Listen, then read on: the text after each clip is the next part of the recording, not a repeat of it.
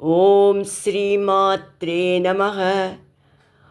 ఓం శ్రీ லலிதா மகாத்ரிபுர சுந்தரியை நமः. நேற்று முதல் 2 தியான ஸ்லோகங்களை பார்த்தோம். இன்னைக்கு அடுத்த 2 தியான ஸ்லோகங்களை பார்க்கலாம். தியாயேத் பத்மாசனஸ்தாம் விகசிதவதனாம் பத்மபத்ராயதாக்ஷீம் ஹேமாபாம் பீதவஸ்திராம் கரகலிதலசத்ஹேம பத்மாம் வராங்கீம் சர்வாலங்காரயுக்தாம் சததமபயதாம் பக்தநம்ராம் பவானீம் ஸ்ரீவித்யாம் சாந்தமூர்த்திம்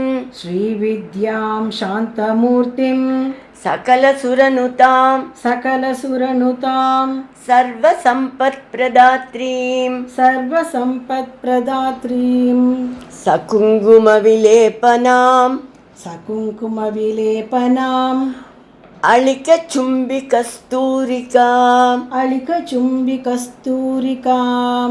சமந்தஹசிதேக்ஷணாம்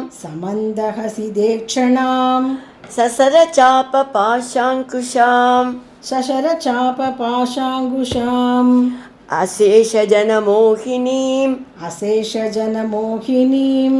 அருணமால்யபூஷாம்பராம்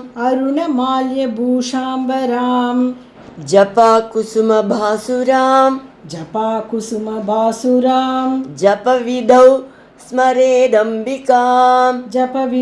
ஸ்மரேதம்பிகாம் தியாயேத் பத்மாசனஸ்தாம் விகசிதவதனாம் பத்மபத்ராயதாக்ஷீம் ஹேமாபாம் பீதவஸ்திராம் கரகலிதலசத் ஹேமபத்மாம் வராங்கீம் சர்வாலங்காரயுக்தாம் சததமபயதாம் பக்தநம்ராம் பவானீம் ஸ்ரீவித்யாம் சாந்தமூர்த்திம் சகலசுரனுதாம் சர்வசம்பத்ப்ரதாத்ரீம் சகுங்குமவிலேபனாம் அளிகசும்பிகஸ்தூரிகாம் சமந்தஹசிதேக்ஷணாம் சசரசாபபாஷாங்குஷாம் அசேஷஜனமோகினீம் அருணமால்யபூஷாம்பராம் ஜபாகுசுமபாசுராம் ஜபவிதௌ ஸ்மரேதம்பிகாம்